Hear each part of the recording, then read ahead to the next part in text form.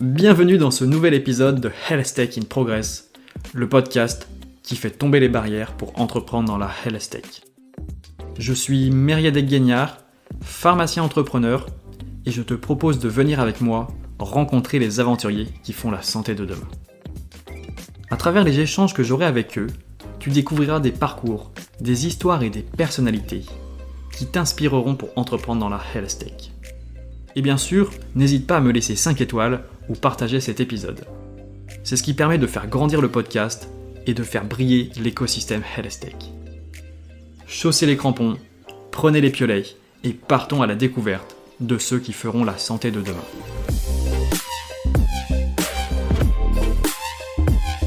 Les essais cliniques virtuels ou décentralisés. C'est un peu un terme à la mode mais qui reste un peu confus. Pourtant les enjeux sont énormes.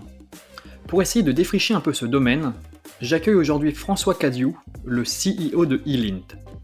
Comme vous allez le voir dans l'épisode, Elint a développé un business model très innovant.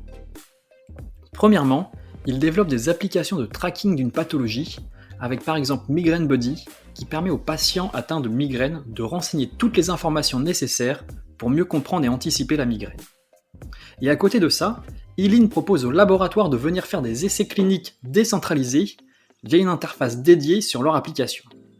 Mais François vous expliquera mieux que moi en quoi ça consiste et comment ça fonctionne. Bonne écoute à vous.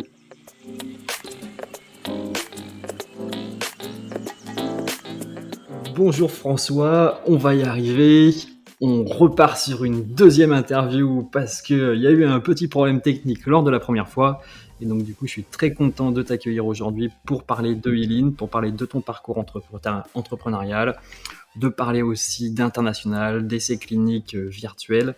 Et donc pour commencer, est-ce que tu peux te présenter brièvement ton parcours ? Bonjour, donc François Cadieux, breton, ayant vécu 16 ans en France au total, et ayant 44 ans aujourd'hui. J'ai passé 35 ans à peu près à travailler dans la santé. Je suis passionné de technologie depuis très très très longtemps, et aujourd'hui j'ai le plaisir d'avoir créé cette entreprise qui marie les deux, la technologie et la santé, et que j'ai commencé aussi après un événement personnel lié et familial. On va en revenir juste après, justement, sur les débuts de Elint. Et peut-être un petit mot pour bien comprendre ton parcours. Tu as fait quoi comme études ? Qu'est-ce que tu as comme formation ?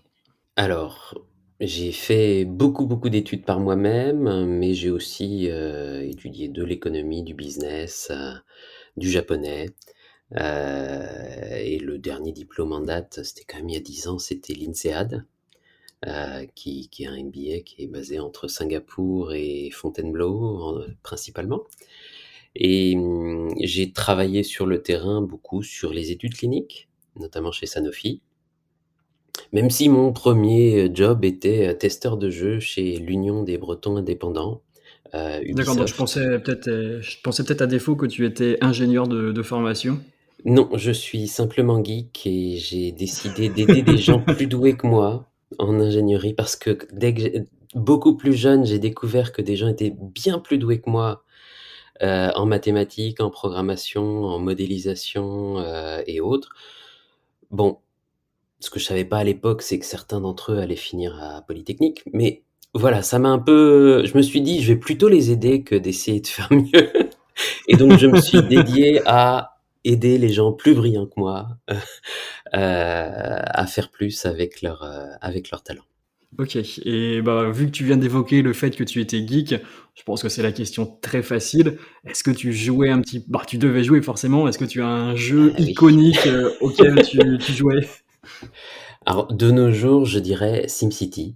SimCity, parce que ça a énormément de points communs avec le cerveau finalement, parce que c'est un système adaptif. On commence à toucher un petit quelque chose, et il y a une réaction en chaîne qui se crée, et finalement le cerveau, le système immunitaire, c'est la même chose. On prend du café, on va réagir différemment au sport, on va réagir différemment aux médicaments, ou on binge watch Netflix, et Voilà, il y a réaction en chaîne, effet domino, et c'est la même chose avec la ville. Là, on lance un Godzilla sur sa centrale nucléaire en plein milieu de la ville qu'on a créée, et là, c'est la réaction en chaîne. Ok, bah c'est Je très n'ai pas intéressant. comparé Netflix à Godzilla, hein, attention. C'est que le parallèle, j'avais jamais entendu le parallèle jeu vidéo, enfin interaction de ville comme SimCity avec ce qui se passe dans le cerveau. C'est C'est la brillant même comme. chose que l'économie au passage, hein. C'est la même chose que ce qui se passe en économie avec des systèmes adaptifs complexes où on se dit: «Tiens, je vais imprimer un petit peu d'argent». Il y a des gens aux US qui font ça en ce moment et boum, réaction en chaîne, on se retrouve avec des gens qui quittent leur travail. Oui, bah oui, j'ai entendu parler de ça parce que là, Voilà. en plus là, t'es en Californie, si je me trompe pas, et j'ai cru voir, j'ai vu passer un document qui disait que il y avait 25% des Américains qui avaient changé de travail depuis le début du Covid ou quelque chose comme ça, ou qui pensaient le quitter. C'est un chiffre affolant. C'est possible, c'est possible. Nous, on reçoit énormément de gens qui se disent et qui disent: «On veut travailler, sur ce que vous faites parce que ça a du sens et j'ai laissé tomber mon travail, précédent parce que justement, ça avait pas de sens». Donc oui, il y a un changement, mais voilà, pour l'anecdote, c'était pour dire l'économie, le cerveau, le système immunitaire ou SimCity avec son Godzilla et même sans le Godzilla, c'est le même principe que il y a énormément de points communs. Très intéressant que tu abordes justement la recherche de sens, hein, parce qu'on sait que c'est une thématique vraiment dans l'air du temps. Et toi, de ton côté, qu'est-ce qui t'a fait te lancer tout simplement sur eLint? Et ensuite, on va Alors, évidemment définir ce que c'est à eLint et ce que vous l'époque, faites. j'étais à l'INSEAD et alors que j'étais à l'INSEAD, mon père a eu son deuxième AVC et j'avais travaillé et je travaillais pour notamment pour Sanofi et particulièrement sur des drogues, des drogues, des médicaments, drogue c'est en anglais, des médicaments contre justement pour éviter les problèmes cardiovasculaires, les problèmes d'AVC et ainsi de suite et ça me fait réfléchir. Hem, donc oui, cet événement personnel, le fait que je me dise que la technologie n'était pas assez utilisée et qu'aujourd'hui, on déploie beaucoup plus d'énergie pour cibler la publicité et dire: «Promo, achetez ça, Kickstarter», que dans la santé, que pour, accélérer le développement des médicaments, que pour tester les médicaments, que pour savoir quel médicament va marcher pour qui. Et là, quelque part, je me suis dit: «Ça me dérange». Je peux continuer, je peux retourner travailler encore développement clinique, sur des médicaments qui vont sauver la vie des gens, mais je me dis fondamentalement, il y a quelque chose sur lequel je veux travailler, que j'avais découvert il y a 20 ans déjà, qui était le fait que les études cliniques coûtent de plus en plus cher, sont de plus en plus lentes, de plus en plus difficiles, notamment parce qu'il y a une certaine peur à utiliser la technologie. De la même façon qu'aujourd'hui, on pourrait dire: les voitures qui se conduisent toutes seules ont des accidents, mais elles ont moins d'accidents que les humains, mais on veut absolument rester sur la chose que l'on connaît. Et donc, et dans le cas précis de mon père, il s'agissait vraiment de pouvoir détecter les patterns et pouvoir anticiper si jamais parce qu'il voulait vraiment vivre libre, continuer à vivre pas aller dans un EHPAD ou quelque chose comme ça. Il voulait continuer à vivre et libre et me savoir loin parce que lui, ne voulait pas que je rentre en France. Hem, Donc concrètement, c'était de pouvoir détecter, être susceptible d'anticiper le moment où l'AVC pouvait arriver. au moins, le moment où le risque pour mon père augmentait. D'accord.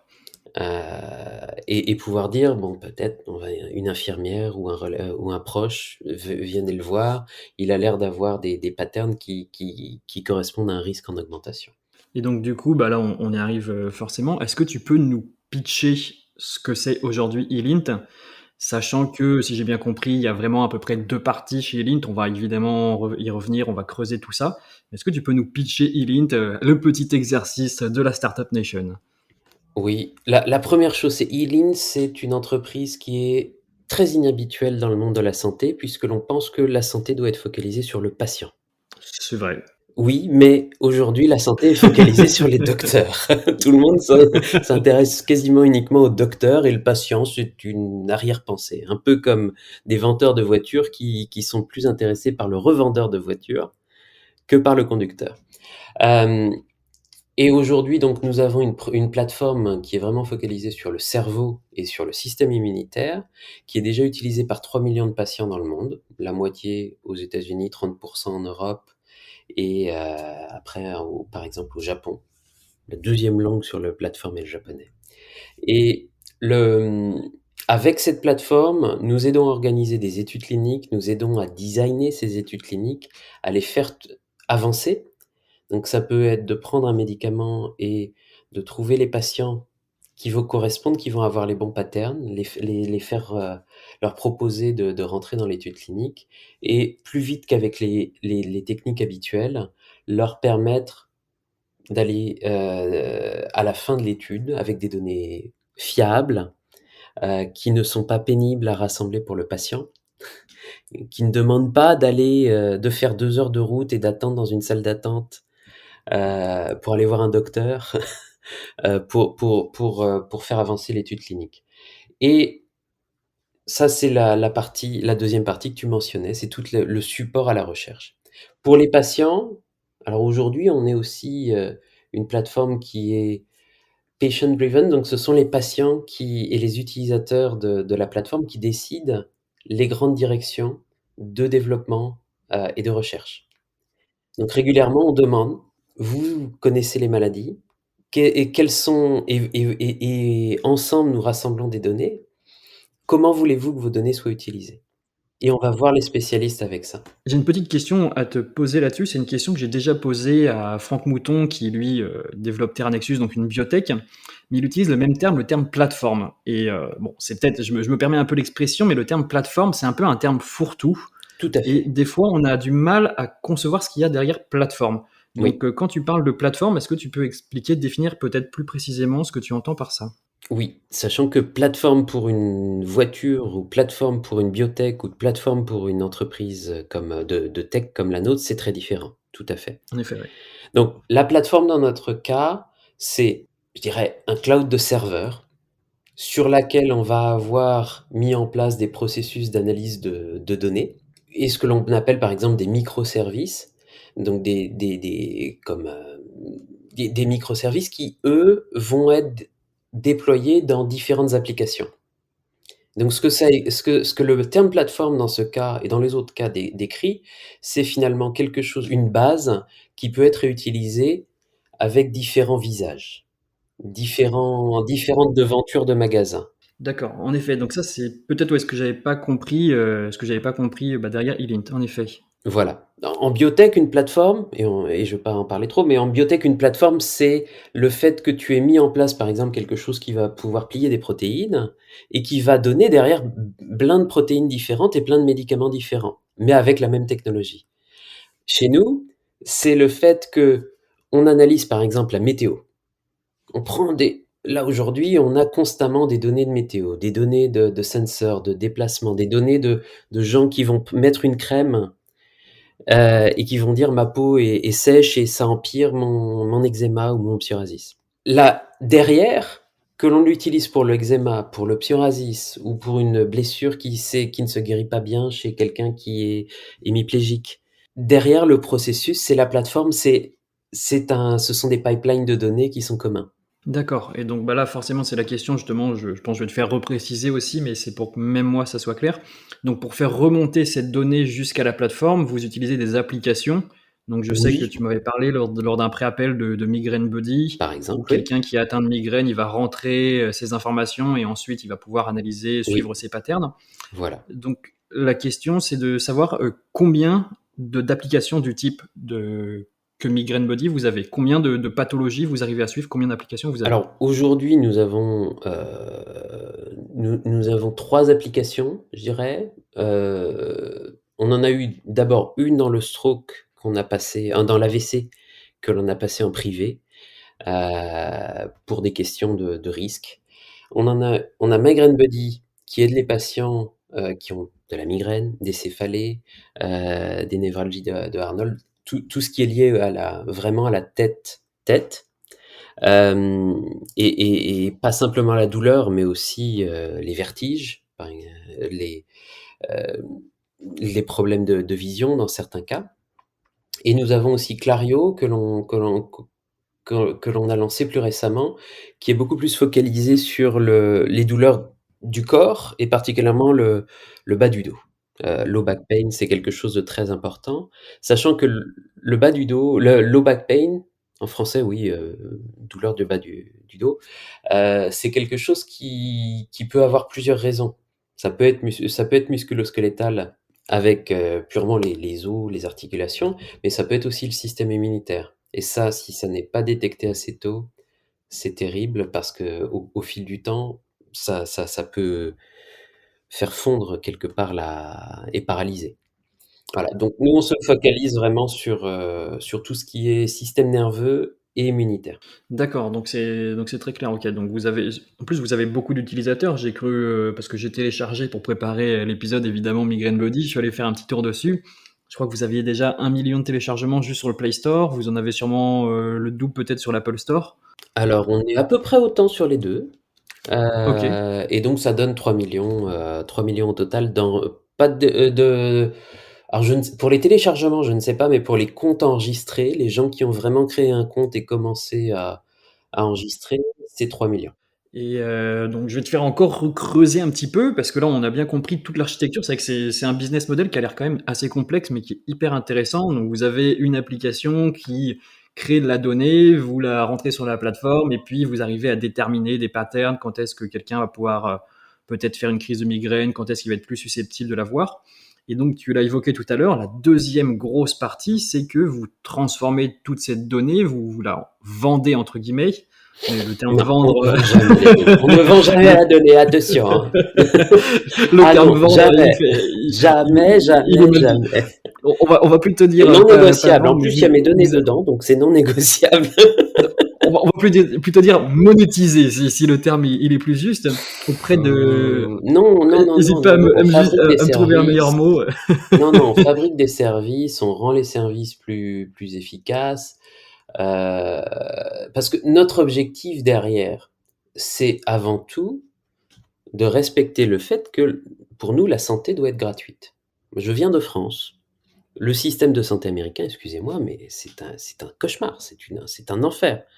Je ne veux surtout pas que le système de santé en France devienne comme le système de santé aux US. Au contraire, si on arrive à faire plier les lobbies ici, en étant des millions et des centaines de millions de patients, c'est pour moi, c'est beaucoup plus sain parce que je pense que encore une fois, le patient doit être au centre. Donc aujourd'hui, pourquoi notre système de monétisation est-il complexe? C'est parce que notre objectif est de pouvoir servir un maximum de patients gratuitement. J'allais dire, là où je voulais t'emmener, c'était sur le fait que vous faites des essais cliniques. Oui. Donc vous allez entre guillemets utiliser ces data que Alors vous non, produisez. justement, c'est ça qui est intéressant. D'accord.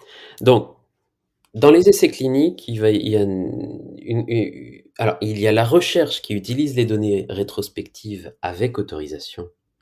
Si vous le souhaitez, c'est là notamment où on va vous demander comment voulez-vous qu'on utilise tous ensemble nos données. Et les études cliniques, c'est du prospectif. Donc le prospectif, c'est quand le protocole de recherche est designé, et ainsi de suite. Et les données qui vont être assemblées sont séparées des données de tracking continuel. Donc ça n'est pas du Facebook ou quelque D'accord. chose comme ça, c'est vraiment, on vous permet de, tout en continuant à traquer votre donnée habituelle pour vous, vous avez aussi la possibilité de contribuer à un protocole spécifique qui, en général, va vous poser d'autres questions en plus. Vous pouvez choisir de réentrer vos données vous-même ou de dire: «Bon, ouais, j'ai déjà rentré mes données dans mon diary, bon, celles d'aujourd'hui, tu les envoies directement dans l'étude clinique». Mais il y a personne qui va piocher dans vos données parce que vos données, c'est comme votre Gmail. Vous ne voulez pas que quelqu'un aille piocher dans vos emails. En effet, c'est vrai que désolé pour le contresens que j'ai pu faire. Les Non, auditeurs c'est auront bien sensible, hein, compris. parce qu'il C'est vrai y que a c'est eu très tellement sensible. d'abus, notamment, il y a beaucoup d'abus aux US. Vous savez que tu sais peut-être, mais aux US, les hôpitaux revendent les données Ah oui, c'est terrible en effet. en individuel et les assurances revendent les données en individuel et il y a même des entreprises spécialisées dans la réidentification des patients.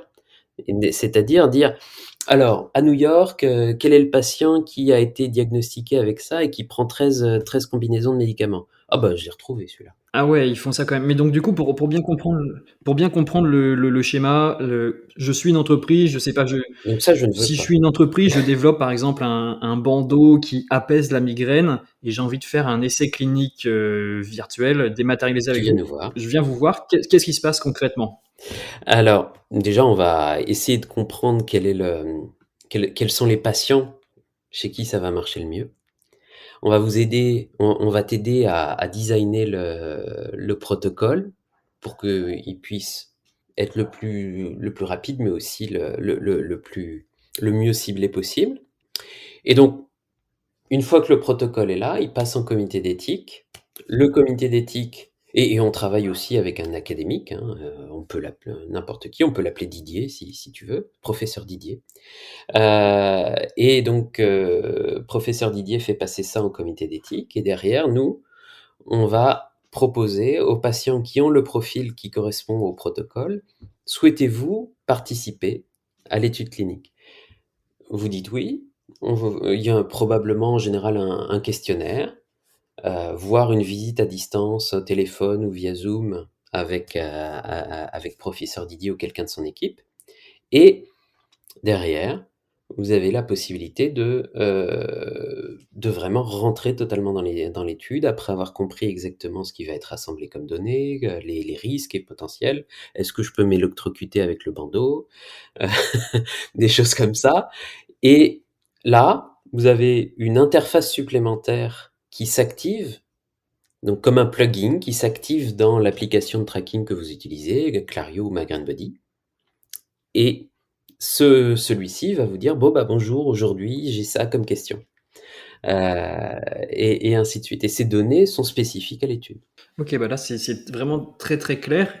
Et peut-être la dernière question qui me reste là-dessus, c'est quel est l'équilibre de votre business model? Parce que je sais que vous avez aussi une version premium, une version freemium de votre application. Donc quel est l'équilibre de votre business model en pourcentage? Combien d'argent vous gagnez avec l'application uniquement avec les versions premium et combien d'argent vous gagnez avec les laboratoires qui viennent faire des essais cliniques chez vous?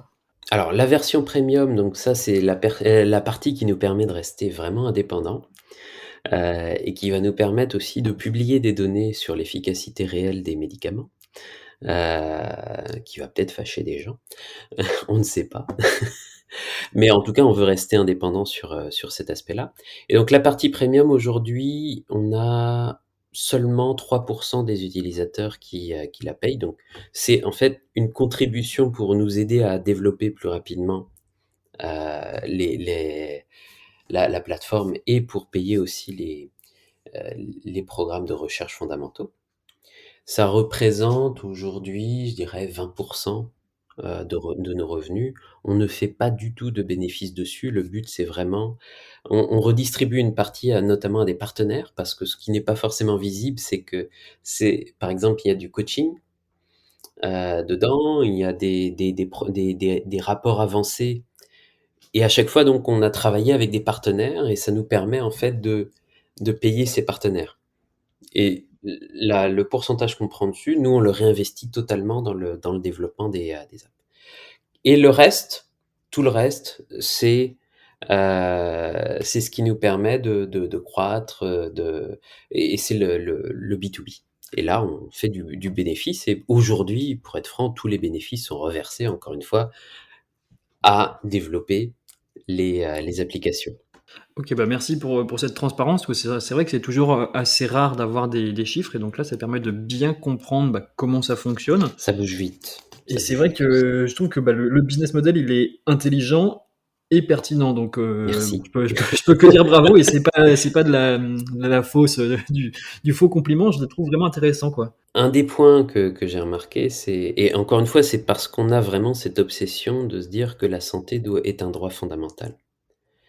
Et au final, on a commencé à proposer cette souscription parce qu'on a eu de plus en plus d'utilisateurs qui nous ont dit: «Est-ce que je pourrais vous aider? Comment est-ce qu'on pourrait vous aider?» Pour aller encore plus vite, parce qu'ils ont un besoin, eux aussi, les patients, d'aller plus vite pour Voilà. se Et soigner plus vite. il y a ça, et puis aussi, ils veulent que les applications s'améliorent plus vite.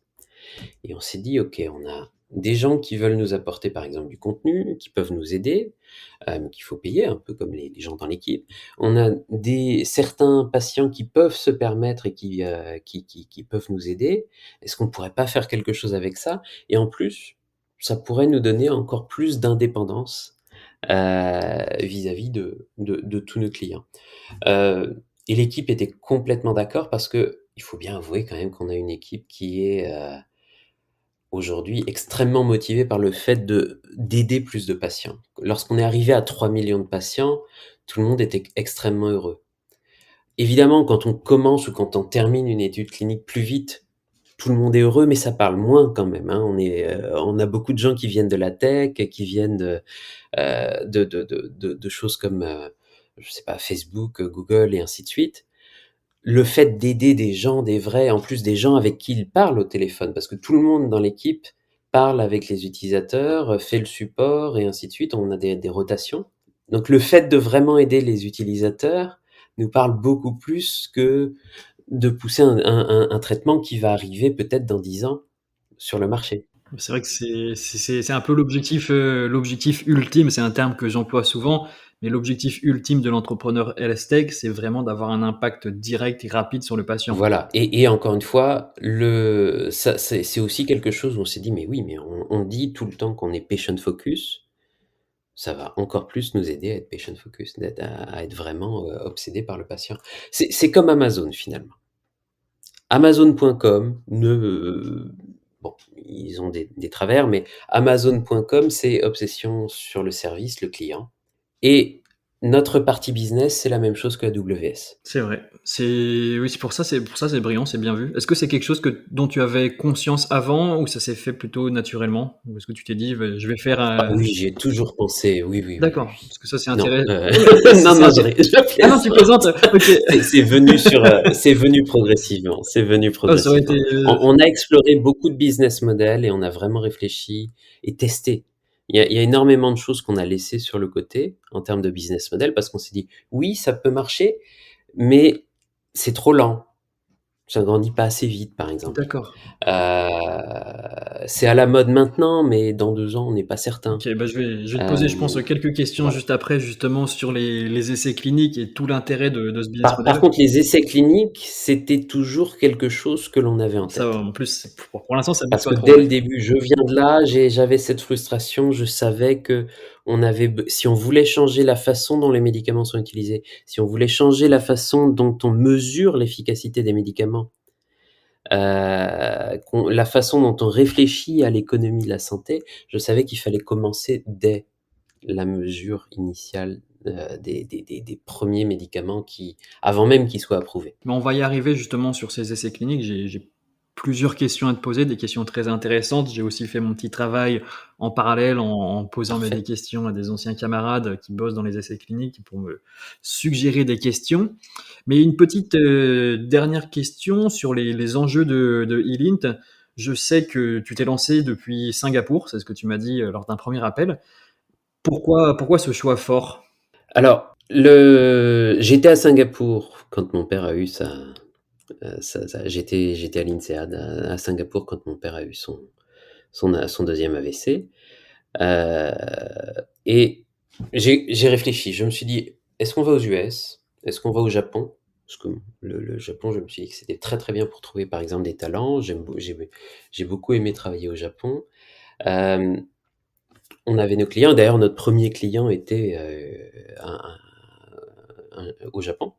Et finalement, je me suis dit, Singapour peut être intéressant pour être neutre, pour pouvoir se focaliser vraiment sur l'humanité et pas simplement par exemple, aux US, ils étaient obsédés par Obamacare à l'époque. Et dès que je parlais avec un investisseur, il me disait Obamacare, Obamacare. Qu'est-ce que vous avez pour Obamacare? Je dis non, mais on n'est pas là que pour les États-Unis, on est là pour le monde entier. On est en train de réfléchir au cerveau, on est en train de réfléchir au système immunitaire. Donc, il- les gars, il faut voir plus gros. Et donc, je me suis dit, en étant sur une île à Singapour, on va peut-être pouvoir être un petit peu plus neutre et penser international dès le début. D'accord, donc ça te permettait de toucher la Chine, potentiellement, les États-Unis et l'Europe aussi, Et ça permettait de toucher potentiellement la Chine beaucoup plus facilement qu'en étant une entreprise qui stocke ses données aux États-Unis. D'accord et puis vice versa aussi Heu, évidemment. voilà, exactement. Et donc aujourd'hui, on a eu dans l'équipe un Américain, des Chinois, des Indiens, des Français, des Japonais, des Vietnamiens, des Indonésiens, des Singapouriens, heu, de tout. Aujourd'hui aussi, l'avantage avec Singapour, c'est qu'on a pu vraiment prendre des talents qui viennent du monde entier. Tu vas me dire, c'est la même chose dans la Silicon Valley, mais l'autre avantage, c'est qu'en plus, on n'a pas les boîtes de publicité comme Facebook et Google qui piochent et qui génèrent de la distraction. D'accord, bah, c'est vrai que c'est un choix fort, un choix intéressant de partir là-bas et puis de Oui, pouvoir, rayonner un peu partout. voilà. Par contre, ce que j'ai découvert au cours du temps et que j'aurais aimé découvrir plus tôt, c'est que les VC, le venture capital, donc, sont très, très, très focalisés sur le fait hem, d'investir dans des entreprises qui sont à la fois là où ils sont et à la fois qui vendent dans la zone où ils sont. Parce qu'ils ont vendu à leur LP, à leurs propres investisseurs, qu'ils allaient tirer, par exemple, avantage de l'Asie du Sud-Est et ainsi de suite. Et donc, en étant global dès le début, on s'est retrouvé dans une situation un petit peu bizarre où on allait voir les US et ils nous disaient ouais, mais vous êtes une boîte de Singapour, donc allez voir notre filiale en Inde ou à Singapour. Et quand on discutait avec ceux d'Asie du Sud-Est, ils disaient bah ouais, mais nous on connaît pas du tout les études cliniques, il n'y a pas grand-chose, et en plus vous vendez aux US et vos clients sont aux US et en Europe. Donc c'est pour ça qu'aujourd'hui je suis aux US. Nos clients sont aux US, mais on continue d'avoir la tech, la data, les équipes qui sont des gens qui viennent encore une fois du monde entier, essentiellement à Singapour. OK, bah, c'est vrai que c'est très clair, c'est quelque chose qu'on apprend aussi parce qu'on pense peut-être à défaut que les VC sont tout de suite internationaux et qu'ils ont pas vocation à investir dans des régions précises du globe donc hyper intéressant de savoir ça.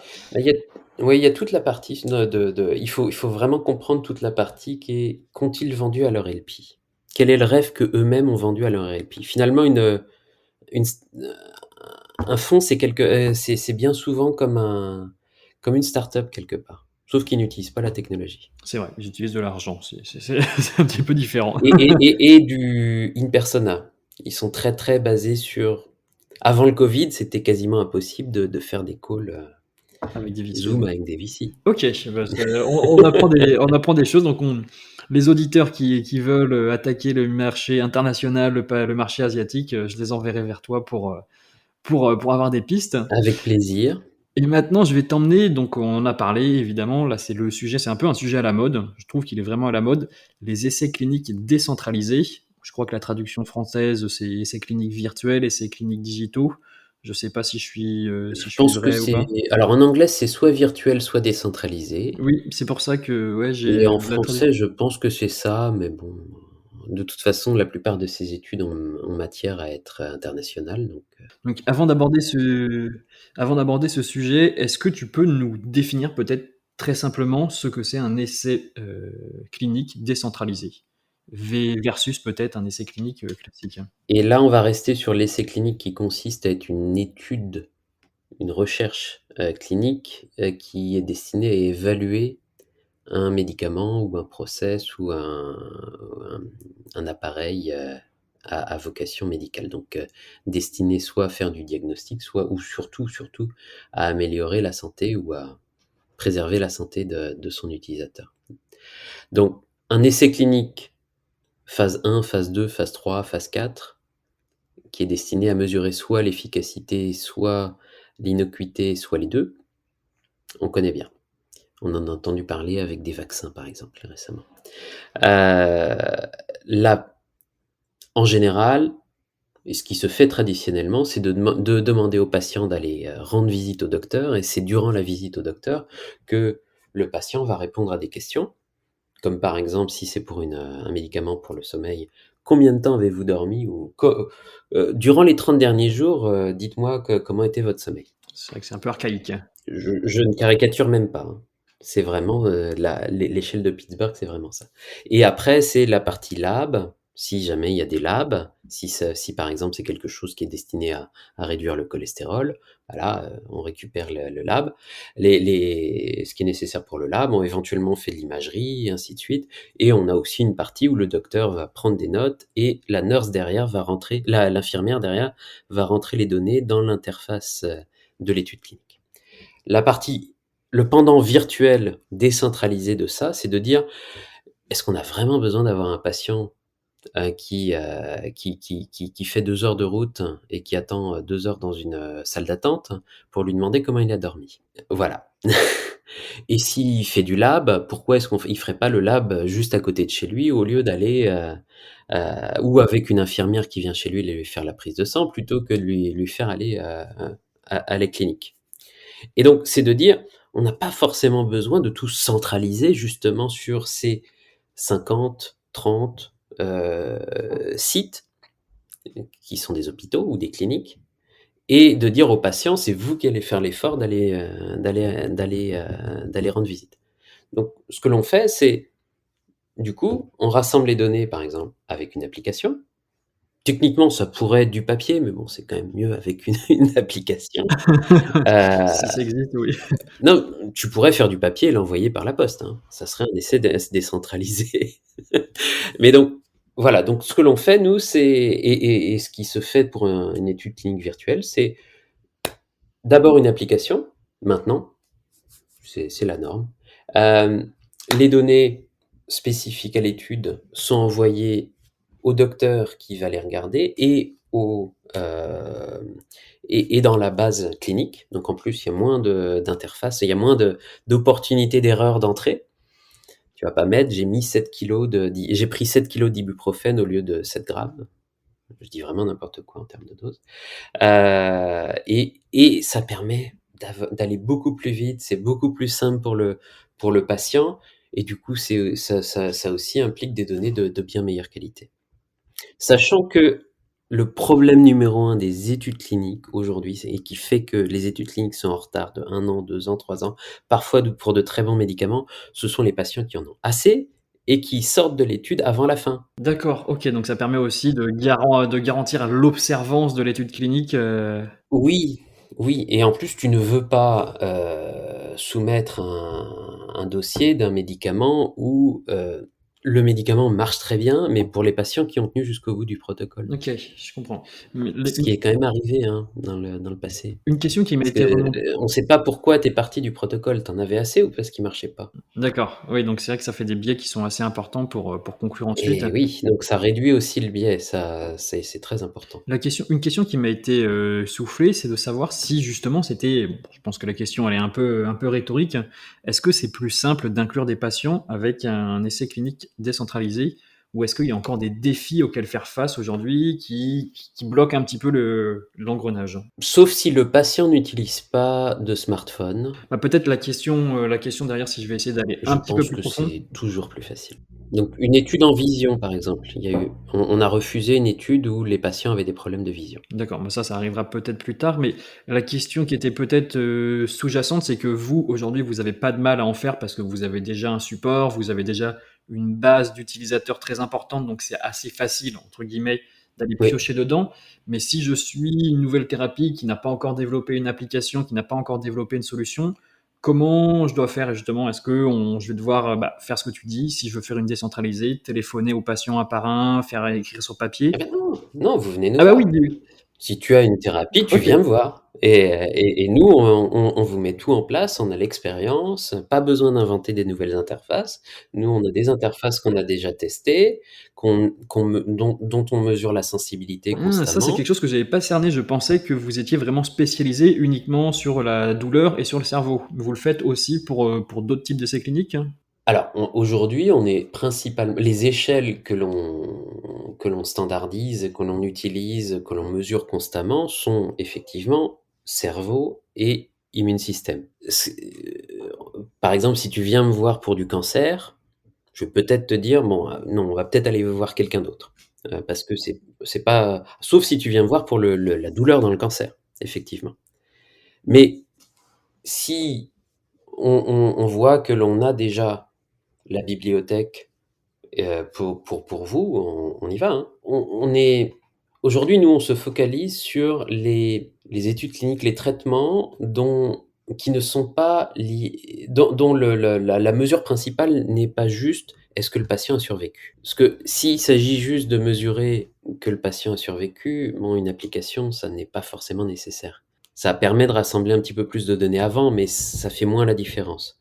Nous, on regarde les études et donc les produits qui sont dont le primary endpoint, donc l'objectif principal observé par l'étude clinique, est quelque chose de mesurable en le demandant aux patients ou en faisant passer des tests aux patients. Par exemple, si on prend Alzheimer ou la dépression ou la sclérose en plaques, eh ben, il y a tout un tas de questions que tu peux poser via le téléphone aux patients. Mais tu peux aussi faire passer un test cognitif. Et ça, on va le mesurer. Et en plus, on va le standardiser au lieu d'avoir des mesures qui varient d'un docteur à l'autre de l'étude. C'est vrai que là je vois tous les avantages, mais peut-être un désavantage des essais cliniques décentralisés. Qu'en est-il de la sécurité du patient? Parce que, je sais pas, j'imagine que si on veut tester un traitement, le patient il va le prendre, il va recevoir son traitement par la poste, dans une enveloppe, il va prendre son patient chez lui, mais du coup il y a personne pour le surveiller. Mais c'est la même chose qu'une fois que c'est la même chose qu'une fois que tu as quitté la clinique et que tu as reçu le médicament du pharmacien de la clinique, hein. D'accord, OK. Bah, c'est quelque chose que je savais pas, donc je pensais qu'on était Donc chez lui, on l'essai restait clinique sur un lit oui, d'hôpital oui, et qu'on oui. attendait pendant 3 semaines de voir ce qui se faisait, mais Ça, ce sont les études typiquement que nous n'allons pas faire pour d'accord, l'instant. OK. OK, OK. Euh, mais si tu regardes la proportion d'études, il y en a très très peu où le patient est sur le lit d'hôpital durant toute l'étude. D'accord, OK. Bah, là, j'apprends quelque chose. J'avoue que je manquais un peu de culture sur ce sujet-là. Bah, regarde, vaccin contre le Covid, traitement Covid, traitement douleur, Alzheimer. Regarde tous les médicaments qui sont sortis, ce sont des médicaments où tu es un outpatient, tu es déchargé. Complètement, ouais. Mmh. Ça va être par exemple en phase finale de cancer et même dans des aspects early stage de cancer, tu vas être en dehors de l'hôpital. On te met pas en prison à l'hôpital, hein. C'est vrai, c'est vrai, c'est vrai. J'irai me coucher, moins bête ce soir et pour aller me Sclérose en coucher plaques, tu peux être dans un siège et tu vas continuer à vivre libre en dehors, hein. bah, oui, oui, c'est vrai que non, c'était logique. Ma question, elle était Tu sûrement étais candide. juste prisonnier de ton corps. Mais une autre question qui me vient, et là peut-être c'est une question de projection, quels sont les grands challenges à relever pour les essais décentralisés de demain? Je vois ça plutôt comme une opportunité. Bon, évidemment, aujourd'hui, notre premier problème, c'est qu'il y a beaucoup trop de demandes. C'est pas mal. Oui, il y a 2 ans, il y avait beaucoup de résistance. Et maintenant que il y a des tonnes et des tonnes d'essais cliniques qui sont en retard et que les gens ont passé le pas, il y a beaucoup de demandes. Donc il y a aussi il y a aussi besoin d'aider à repenser effectivement, à comprendre la différence. Il y a beaucoup de gens qui doivent passer de l'essai clinique traditionnel. Par exemple, on a des cas où quelqu'un vient nous voir en disant: «Bon, je voudrais faire quelque chose de virtuel, mais je voudrais quand même avoir 50 sites». Alors, OK. Est-ce que les 50 sites vont prendre les gens au téléphone? Est-ce que le site, par exemple, qui est, à Paris aura le droit de prendre un patient qui est à Marseille? Parce qu'au téléphone, on voit pas la différence, même si l'accent peut éventuellement, Être un dire problème. quelque chose, mais on s'en fiche. Et là, quand on initie les questions, ça avance. Mais on a quand même besoin d'arriver assez tôt dans le process pour aider justement à faire avancer ça plus vite. Donc oui, on peut avoir les 50 sites, mais ce serait bien quand même que ça puisse marcher au téléphone, oui. Donc c'est un défi d'acculturation, finalement que tu identifies peut-être? Oui, oui, oui, c'est un peu comme passer tu vois, quand tu commençais l'email, tu étais peut-être un peu trop jeune, mais il y a eu des gens, ben, ils ont commencé à écrire leurs emails comme des lettres d'abord, avec des en-têtes, et après ça a évolué il y a des pays comme le Japon qui utilisent encore le fax, pour envoyer des emails. Donc il y a des choses, il y a de tout. Il y a de tout. Donc ça, c'est la première chose, c'est de dire on ne change pas que le média, on peut vraiment changer tout le process pour que tout soit plus efficace. Mais il faut le faire étape par étape. Et l'autre chose, mais qui était déjà un défi existant avec les études cliniques, auquel on peut enfin s'attaquer, c'est que jusqu'à aujourd'hui, toutes les échelles qui ont été utilisées pour mesurer les produits, par exemple en sommeil, la Pittsburgh Sleep Index qui me fait toujours hérisser le poil, ou sauter au plafond, c'est ces questions où on te demande alors comment tu étais durant les 30 derniers jours. Ah oui, personne peut savoir comment tu étais sur les 30 derniers jours, Ah oui, ça n'a mais aucun tu sens, sais hein. que les médicaments Ils ont été développés comme ont ça. été traditionnellement évalués comme ça. Et donc tu dois la question rigolote qu'on a eue quand on a travaillé sur un médicament donc dans le sommeil, c'était pouvez-vous me prouver que les données que vous allez récupérer d'une Apple Watch, de ça ou autre, vont donner les mêmes résultats que la réponse au questionnaire. Ah oui, et bah, oui, non, c'est pas possible, ça sera Donc pouvez-vous me prouver que des données plus fiables vont être en ligne avec les données non fiables? Parce que les données non fiables sont la norme aujourd'hui. Donc il y a tout un travail et c'est une énorme opportunité qui va vraiment faire un bien fou à la santé aujourd'hui. C'est que tous les médicaments, tous les traitements, pas que les médicaments d'ailleurs, qui sont évalués via des questionnaires ponctuels, parce qu'il n'y a pas de device pour mesurer en continu ou de façon fiable ta douleur, ta dépression, toutes ces choses-là. Tout ça va pouvoir progressivement passer à des données qui sont vraiment standardisées, comparables de façon fiable d'un patient à un autre ou comparables d'un docteur à un autre. Tu as des médicaments. J'ai travaillé il y a 15 ans et j'étais horrifié sur un médicament en Alzheimer et on se retrouvait avec un questionnaire administré par chaque docteur dans chaque site qui demandait au caretaker, donc à la famille, comment est-ce qu'il est en ce moment? Est-ce qu'il oublie beaucoup, pas beaucoup, et ainsi de suite. Et je lisais le truc en anglais, j'en parlais avec mon collègue japonais, et je disais, on est en train d'organiser une étude multi-pays comme ça, mais un Américain va pas répondre du tout de la même façon qu'un Japonais, un Français va pas répondre de la même façon qu'un Anglais.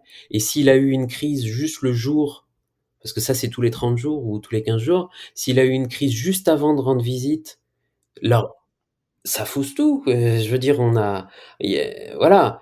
En douleur, on a mesuré que plus l'événement, l'attaque est loin sur les 30 derniers jours, est loin du moment où on pose la question, plus la douleur rapportée est élevée. Et en plus, ça change d'une maladie à l'autre, hein. Ça va pas être la même chose en IBD ou autre. Donc, toutes ces échelles qui ont des biais gigantesques, et on travaille notamment avec des gens de la FDA sur ça, on va progressivement pouvoir passer à un monde où la donnée va être beaucoup plus Bah là, fiable. tu viens de donner une opportunité aux auditeurs qui nous écoutent et qui voudraient des idées de start-up, c'est de prendre tout simplement une vieille échelle et de la remasteriser complètement. Ouais, mais C'est c'est dur, dur, je hein. suppose. Attention, imposer le changement, ça demande un rouleau compresseur. C'est notamment pour ça que on a des gens comme Verily de Alphabet qui travaillent sur ça, on a nous qui travaillons sur ça, mais ça demande de à la fois apporter des preuves très, très lourdes. Là, on a un papier qui arrive dans Lancet Neurology. Heu, on arrive en disant: «Bon, on va peut-être changer un petit peu la façon dont on mesure des choses».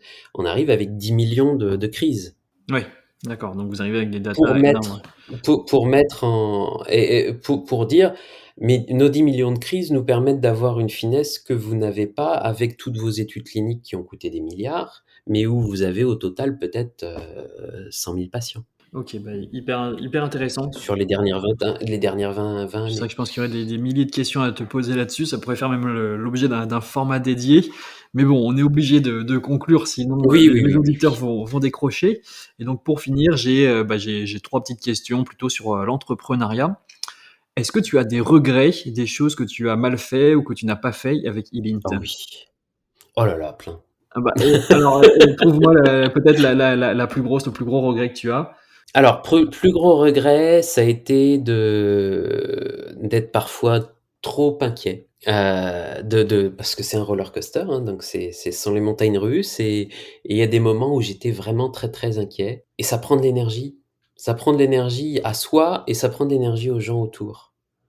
Et je pense même que je regrette la façon dont j'ai tu vois, il vaut mieux être un rock. Aujourd'hui, on est passé par tellement de choses qu'il vaut mieux être un rock dans la tempête, que quelqu'un qui dit: «Allez, on se bouge» et ainsi de suite. Et donc, oui, si je regarde comment j'étais au début, beaucoup trop inquiet. Donc ça, c'est la 1re chose. Hem, Parfois recruter trop vite et parfois virer trop lentement. On a eu, des moments, on a eu notamment une personne extrêmement toxique, ça a été catastrophique, imposé par un investisseur, classique, grand classique. Heu, il a fallu batailler pour que cette personne arrête de faire souffrir le reste de l'équipe. Hem et sinon, des choses que j'aurais pu regretter il y a quelques années, mais que je ne regrette pas du tout, c'est d'avoir dit non à des clients. C'est d'avoir dit non à des départements innovation, où tu sens qu'il y a innovation, mais que derrière l'entreprise ne suit pas. Ils veulent de l'innovation complètement nouvelle, mais déjà prouvée et déjà testée et sans risque. Donc j'ai eu des regrets parce que des fois j'ai répondu un petit peu sèchement, «Non, ça nous intéresse pas», mais aujourd'hui je me dis: «Heureusement qu'on a fait ça». Heureusement. Pour revenir un petit peu sur le côté rock, c'est vrai que ça tombe un peu sous le sens quand tu dis ça. Qu'est-ce que tu as mis en place pour devenir un rock, si tu étais plutôt, petit caillou, à l'époque? Je me suis pris des baffes. J'ai des gens avec qui parler qui ne sont pas investisseurs, des gens plus seniors que moi avec qui je peux parler, mais je leur dis: «OK». J'ai eu un problème au début, c'était que justement les gens avec qui un peu plus seniors à qui je demandais disaient: «Mais dis donc, je pourrais pas investir ou avoir quelques actions parce que ça a l'air bien ce que tu fais». Surtout quand ils étaient dans la santé. Et donc aujourd'hui, je dis: «Non, on mélange pas les 2 parce que sinon je vais pas pouvoir te parler de mes problèmes, tu vas paniquer». Heu, donc il y a ça et la transparence. Être vraiment transparent avec l'équipe. J'ai des gens seniors aujourd'hui, je leur dis: «Bon, là, on a un problème, voilà ce qui peut se passer de pire, de mieux ou autre, basé sur l'expérience. Je pense que ça va plutôt être au milieu». Mais ça peut être aussi une superbe opportunité. Et on a eu des cas où des énormes crises sont devenues des énormes opportunités. Bon, bah, le covid, hein, je pense que pour vous, ça a été une Ah oui, opportunité mais pour nous, ça a incroyable. jamais été une crise, en fait, le covid. Oui, bah, oui. Même si j'étais en mars 13, le 13 mars, j'étais à New York quand, Dr Trump a annoncé que finalement c'était, une vraie maladie, et que là, tout le monde a été en panique. Pour nous, ça n'a pas été un problème parce que justement, tout le business a continué à tourner comme d'habitude, les on rien de n ce qu'on a tout de suite regardé, c'était le niveau de stress des gens et on a vu un pic de stress qui a généré, ben, par beaucoup d'attaques, justement, neurologiques, ou autres, ou de flare-up, de crise. Et on a vu aussi, et ça c'est assez intéressant, on a vu aussi des gens dont le stress a baissé et derrière leurs crises ont baissé, après le passage au work from home. On a vraiment pu mesurer ça. On a d'ailleurs publié sur le sujet avec un docteur japonais, et on voyait des grosses différences entre le Japon, par exemple, la France, les US, où au Japon, il y a quasiment pas eu de work from home au début. Et donc on pouvait vraiment comparer les différences de patterns. OK, bah, en tout cas, bah, merci pour ce conseil. C'est vrai que ces regrets, c'est toujours des choses sur lesquelles il faut revenir aussi, qui permettent d'aider. Donc, le fait d'avoir un mentor, finalement, ton conseil d'avoir un mentor qui est externe à la boîte, ça peut être c'est un énorme conseil. Oui, et Et de la préférence entrepreneur lui-même. et de Parce que préférence quelqu'un qui est en entrepreneur. en gros corporate, peut éventuellement t'aider à vendre, mais il va pas du tout comprendre, ce que c'est que la dynamique et ce par quoi il faut passer pour faire grandir l'entreprise. D'accord, donc ça, bah, on va le donner en conseil, aux auditeurs de bien s'entourer avec un mentor entrepreneur. Et la dernière question, le roulement de tambour, le suspense, tout le monde l'attend. Quel est ton aventurier préféré? Ah oui, ça c'était difficile. Heu, je vais être très schnulz, comme on dit en Allemagne, mon père. Mon père, pourquoi? Parce que, bah, déjà quand il avait mon âge, il a fait quand même beaucoup plus d'aventures que moi. Il est intervenu au Darfour, donc il est intervenu au Darfour, il est allé vivre avec ma mère, dans des endroits comme le Gabon, ou des choses où tu pouvais trouver des grosses araignées comme ça, ou te retrouver dans la forêt en plein milieu, sans GPS, sans rien, te retrouver face à un gros gorille. Ça me semble plus aventurier que ce que je fais. Et aussi parce que après son AVC, il a réussi à se remettre. Le premier était en 2004 et deuxième en 2011. Il a réussi à se remettre, à continuer à progresser, tout en étant hémiplégique de la partie gauche. Et il a même écrit un livre. Alors moi, avec les 2 mains, j'ai du mal à écrire un livre. Lui, il a écrit un livre avec une seule main pour aider d'autres personnes, y compris familles, qui passent par ce que c'est qu'un AVC. Je te passerai le lien. Ça peut aider. Et voilà. Ok, merci en tout cas pour ce super épisode. C'est vrai qu'avec Elint, vous faites quelque chose d'incroyable, donc on va suivre les aventures de Elint. Merci. Et je pense que, Et je vais ça continuer va à suivre décoller. le podcast aussi. Hein. Merci beaucoup. Et puis au plaisir de te réavoir sur le podcast quand vous deviendrez une licorne. Merci. Au revoir. Bonne journée. Voilà, c'est la fin de cet épisode de Health Tech in Progress.